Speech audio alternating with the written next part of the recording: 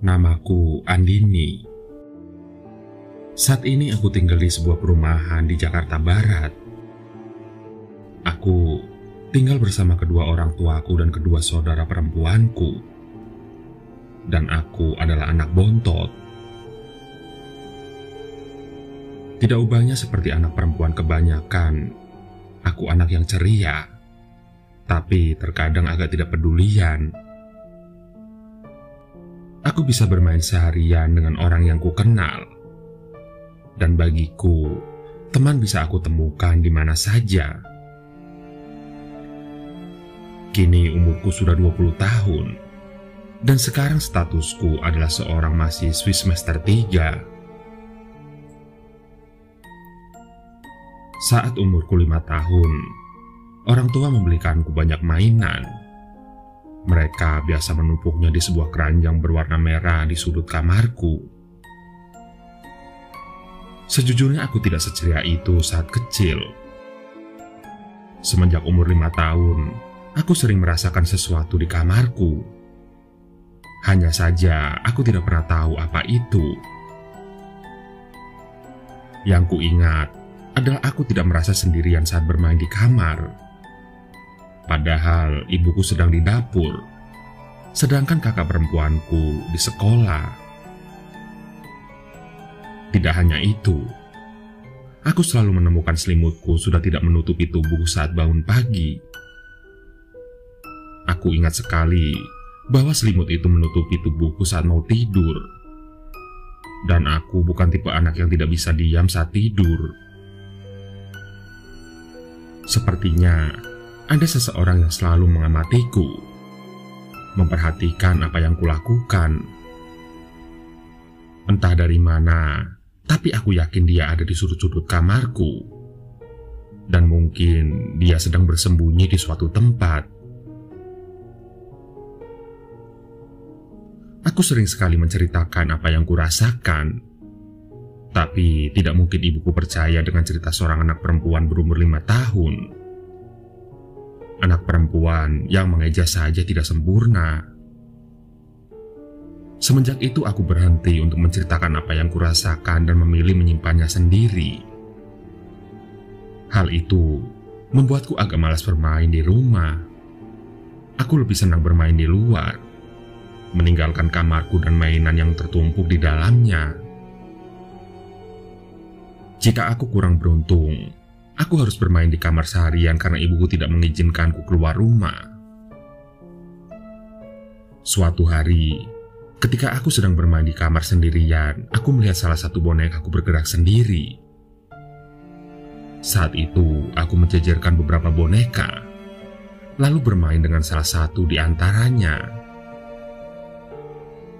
Saat aku sedang bermain, tiba-tiba salah satu boneka yang kuletakkan di sisi kamarku bergerak.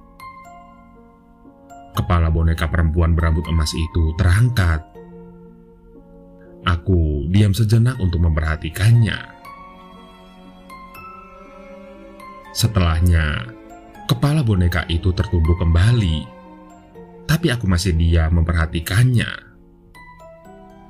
Sontak selera bermainku hilang seketika. Sekali lagi aku merasakan ada seseorang yang ikut bermain denganku. Aku langsung lari keluar dari kamar.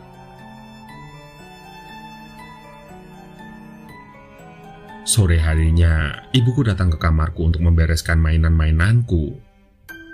Ia memasukkan seluruh boneka dan mainanku ke keranjang merah.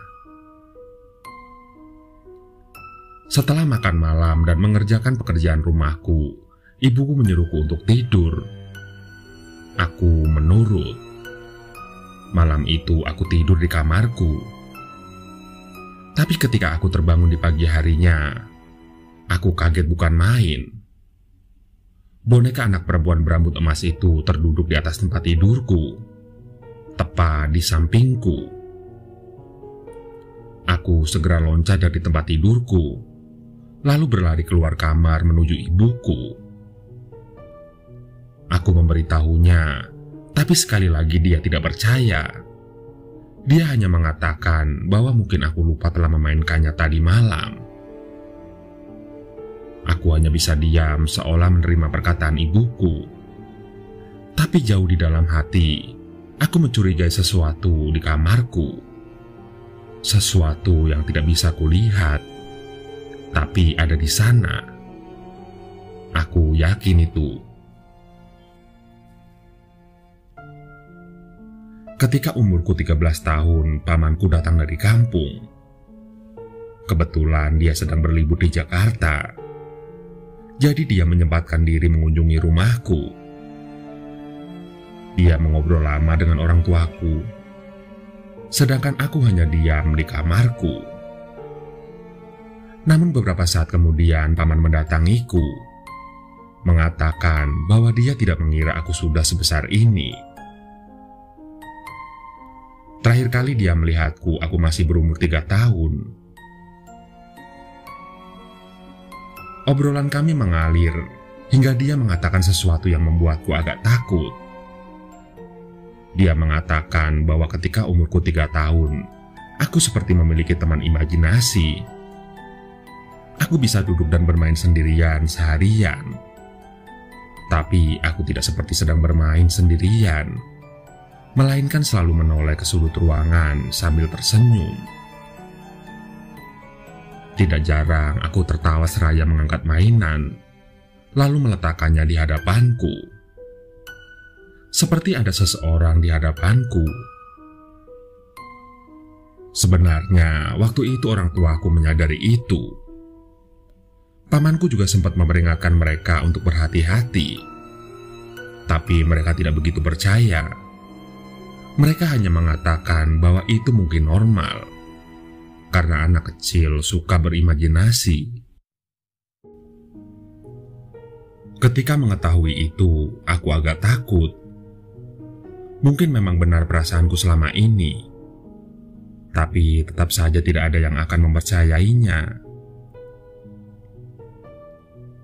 Setelah pamanku pulang, aku tidak bisa berhenti memikirkan hal itu. Tapi itu dulu. Kini aku sudah dewasa dan mulai melupakan hal itu. Aku menjalani hari-hariku seperti biasa. Begitu juga dengan keluargaku. Kini, kakak-kakak perempuanku sudah mandiri. Bahkan salah satu dari mereka sudah menikah. Kamarku pun sudah banyak berubah.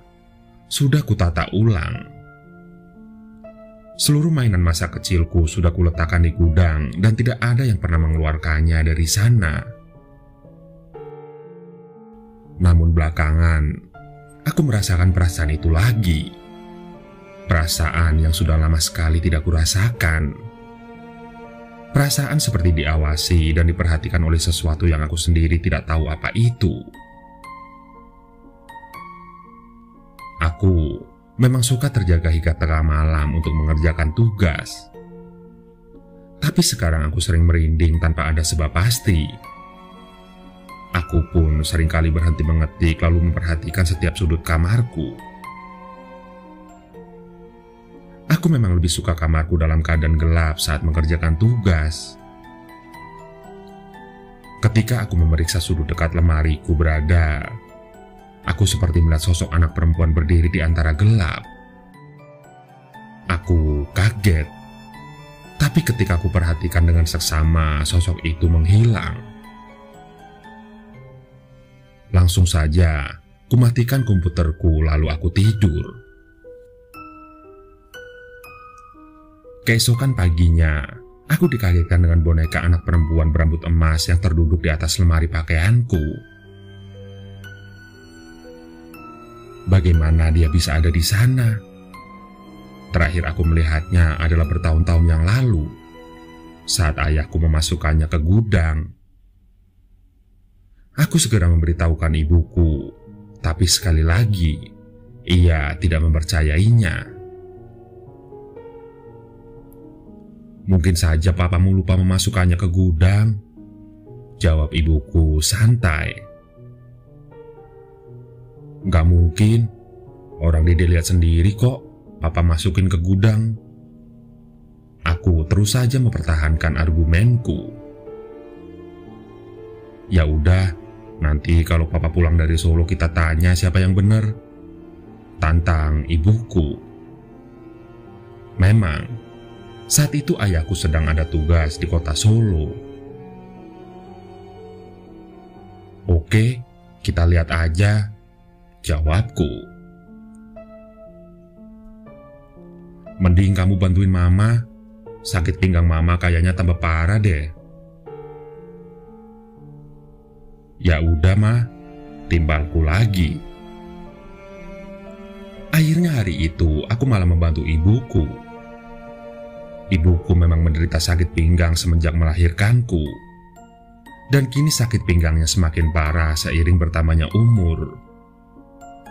Pernah, suatu hari ayahku membawa ibuku ke rumah sakit untuk mengobati sakit pinggangnya.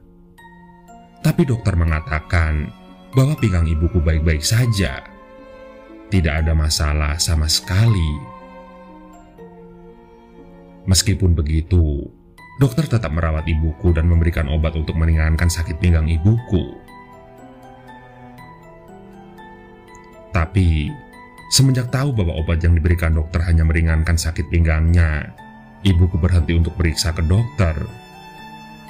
Menurutnya, semua sama saja, tidak membawa pengaruh apa-apa. Aku tidak berani memindahkan boneka itu. Melihatnya saja sudah membuatku merinding. Aku hanya mendorongnya agar bergeser hingga ujung lemariku. Dengan itu aku tidak akan melihatnya saat sedang berada di kamar. Aku berpikir semuanya sudah berakhir sampai di sana. Tapi aku salah. Kemunculan boneka itu hanya awal dari serangkaian peristiwa yang sudah pernah kualami saat kecil. Namun saat ini seperti kembali lagi. Malam harinya, aku memutuskan untuk tidak mengerjakan tugas hingga larut malam. Karena aku masih trauma dengan kejadian semalam. Lagi pula, aku harus mengikuti kelas pagi esok harinya. Pukul 9:30 malam, aku sudah menarik selimut hingga menutupi tubuhku. Tidak butuh waktu lama bagiku untuk terlelap. Karena memang hari itu, aku agak lelah membantu ibuku di rumah seharian. Beberapa menit kemudian, aku pun sudah tertidur pulas. Keesokan paginya, jam alarmku sudah berbunyi tepat pukul 6 pagi. Aku seketika terbangun oleh suara nyaringnya. Ketika terbangun, aku seperti mendapatkan shock terapi. Selimutku sudah berada di sampingku, tidak lagi menutupi tubuhku, sama persis seperti beberapa tahun yang lalu. Aku mendadak bangun dari tempat tidurku. Jantungku berdetak cepat sekali. Baju tidurku mulai dibasahi keringat. Aku terus saja memperhatikan selimut itu. Selimut itu berkumpul di sisi tempat tidurku, seperti ada yang menggunakannya semalam. Aku langsung pergi meninggalkan kamarku untuk mandi dan bersiap-siap. Sebelum berangkat kuliah, aku menyempatkan diri untuk membersihkan selimut itu. Jantungku kembali berdetak cepat saat melipat selimut itu. Tanganku pun gemetar ketika melipat satu persatu sisi selimut itu. Setelah selesai, aku pergi tanpa menoleh lagi. Seharian, aku terus saja memikirkan masalah selimut itu. Mengapa peristiwa itu kembali terjadi padaku? Sudah bertahun-tahun aku tidak merasakan kehadirannya. Kukira dia sudah pergi. Jadi kenapa dia kembali lagi? Aku yakin saat ini dia ada di kamarku, kembali mengamatiku setiap saat, terutama saat malam hari. Aku dapat merasakannya. Dia melakukan hal-hal yang dulu biasa dia lakukan saat aku berumur 5 tahun.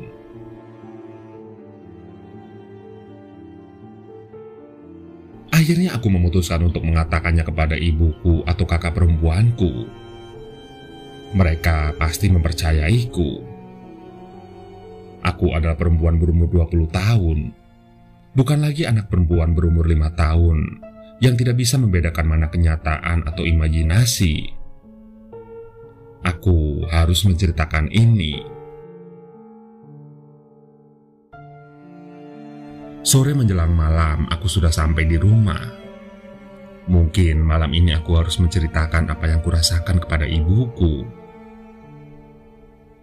Namun saat aku pulang, aku menemukan ibuku sudah terbaring di kamarnya. Dia sangat kelelahan. Apalagi sakit pinggangnya datang kembali.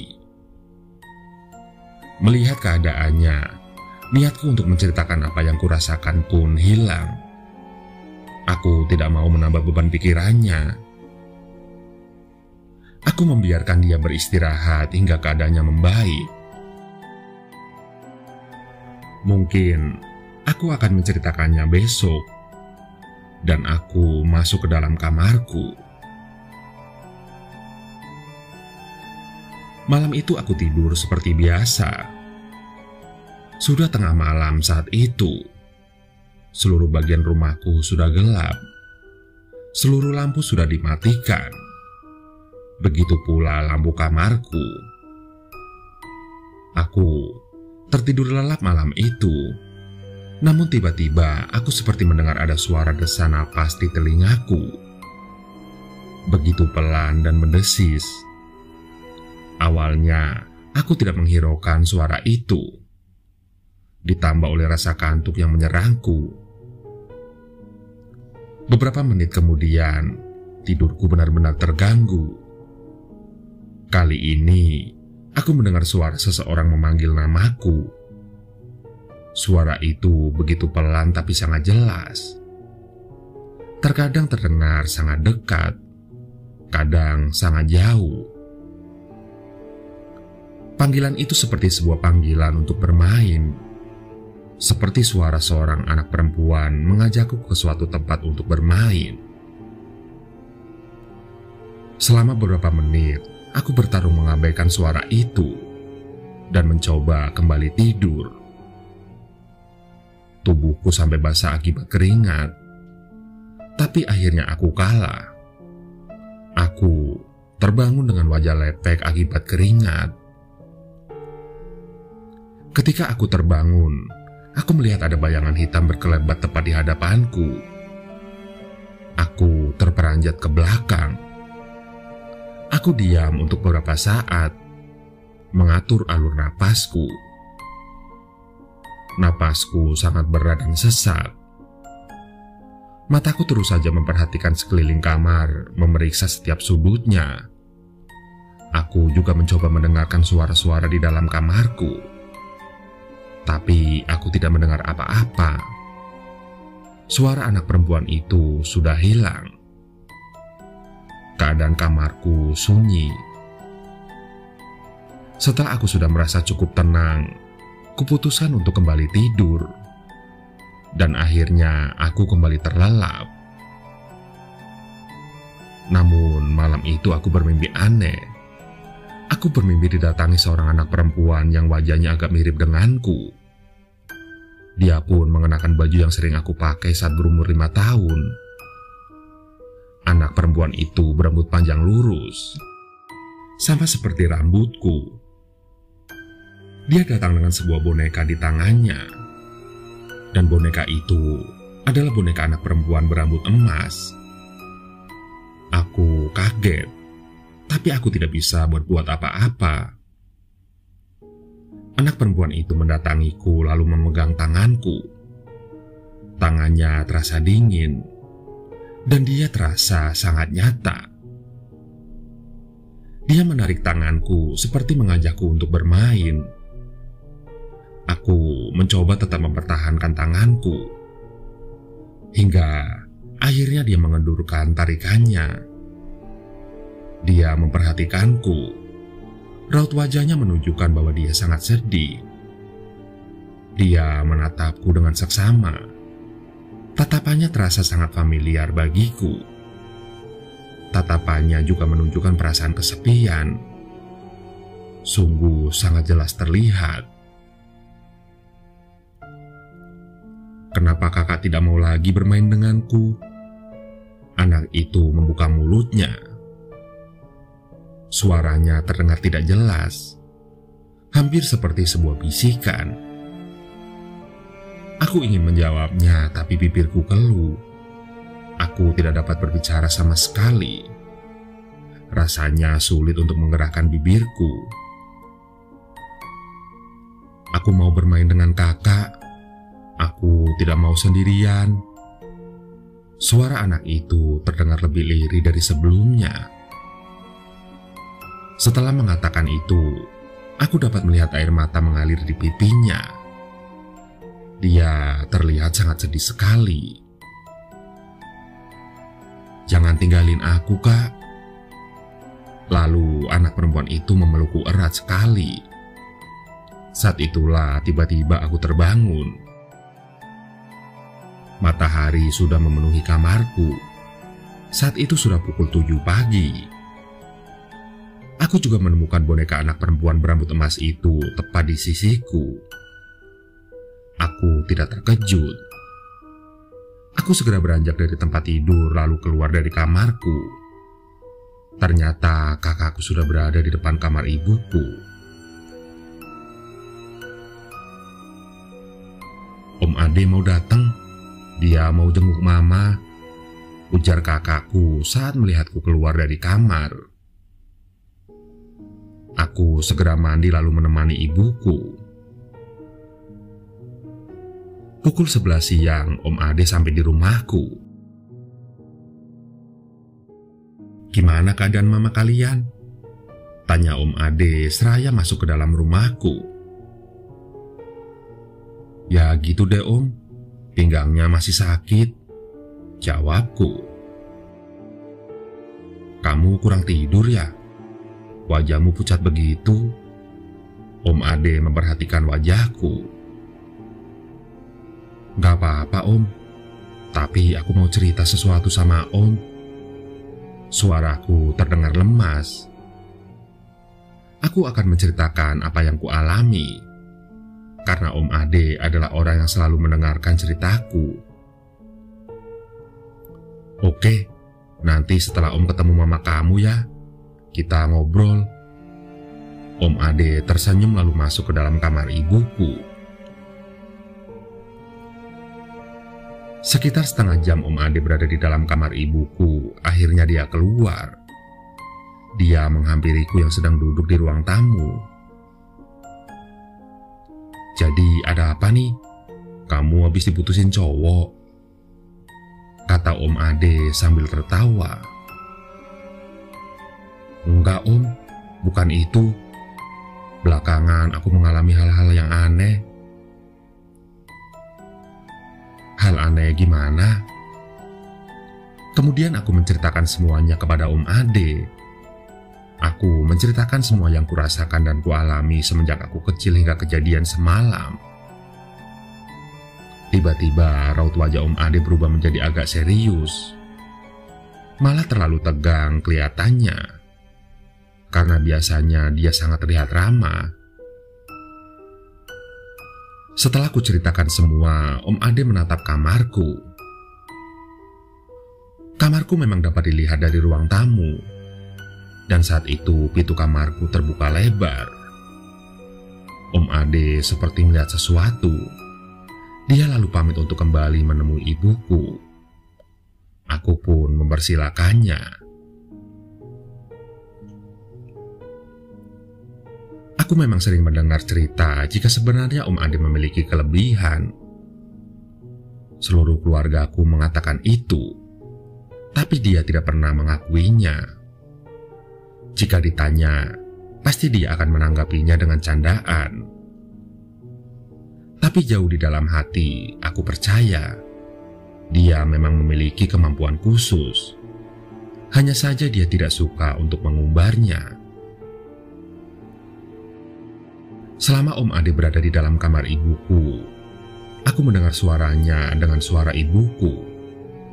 Sepertinya mereka sedang mendebatkan sesuatu, tapi aku tidak tahu apa itu. Setelah 1 jam berlalu, akhirnya Om Ade muncul dari balik pintu kamar ibuku. Dia memanggilku dan kakakku untuk masuk ke dalam kamar ibuku. Kami berdua pun menurutinya. Saat kami masuk, Om Ade tengah duduk di sisi tempat tidur ibuku. Sedangkan ibuku masih berbaring di atas tempat tidurnya, tapi matanya sudah berkaca-kaca. Aku dan kakakku menarik kursi lalu duduk di samping ibuku. "Mama mau menceritakan sesuatu kepada kalian," ujar ibuku dengan suara sengau. Kami berdua pun mendengarkan dengan baik-baik. "Dulu setelah Mama melahirkan Andini, sebenarnya Mama hamil kembali," ucap ibuku sambil menghapus air matanya. "Tapi baru saja menginjak 5 bulan ibu keguguran." Aku dan kakakku kaget mendengarnya. Kami memang tidak pernah tahu peristiwa itu. "Saat itu kalian masih kecil, jadi kalian tidak tahu. Lagi pula, Mama memang sengaja tidak memberitahu kalian." Ibuku hanya menunduk. "Jadi begini, Din," Om Ade meneruskan. "Kamu memang sejak kecil punya teman imajinasi. Dan teman imajinasi itu tidak lain adalah adik kamu yang meninggal saat masih dalam kandungan. Kamu juga mungkin sudah sering merasakan hal-hal aneh sejak kecil. Itu adalah arwah adikmu. Adikmu selalu bermain denganmu setiap hari saat kamu masih kecil. Kalian bahkan cukup akrab." Om Ade berhenti sejenak. "Om memang sudah memberitahu ibu kamu untuk memberitahukan kamu jika saatnya sudah tepat. Tapi ibu kamu menolak. Dia khawatir itu akan membuat kamu ketakutan. Adikmu sebenarnya tidak jahat. Dia hanya ingin bermain dengan kamu. Dia hanya ingin bahwa keberadaannya diakui. Dia ingin jadi bagian dari keluarga kita. Dan dia memang keluarga kita." Aku seperti kena serangan jantung saat mendengar cerita Om Ade. Teka-teki yang selama ini selalu menghantuiku terjawab sudah. Jantungku berdetak cukup cepat. "Kamu gak perlu takut sama dia. Dia gak akan menjahati kamu. Kamu hanya perlu menganggap bahwa dia ada. Dan dia tidak mau kamu takut sama dia. Dia sayang sama kamu dan juga kakak-kakaknya yang lain. Om pikir kamu sudah cukup dewasa untuk mengetahui semua ini." Om Ade tersenyum, dan senyumannya membuatku tenang. "Sakit pinggang mama kamu juga disebabkan oleh adik kamu yang selalu minta digendong oleh mama kamu. Adik kamu memang manja, selalu minta digendong setiap hari, hingga membuat pinggang ibu kamu sakit. Tapi tidak apa-apa kok, nanti juga sakit pinggang ibu kamu hilang." Aku dan kakakku kembali terkejut mendengar penjelasan Om Ade. Sedangkan ibuku hanya diam. Ia seperti teringat kembali akan jabang bayinya yang tidak bisa lahir ke dunia. Awalnya, aku memang tidak bisa menerima. Namun lama-kelamaan, aku seperti bisa menerimanya. Om Ade terus memberikanku pengertian bahwa itu bukan suatu hal yang harus ditakuti, tapi itu adalah hal yang harus diterima. Pukul 4 sore Om Ade pamit, dan keesokan harinya ayahku pulang. Setelah itu keadaan ibuku semakin membaik.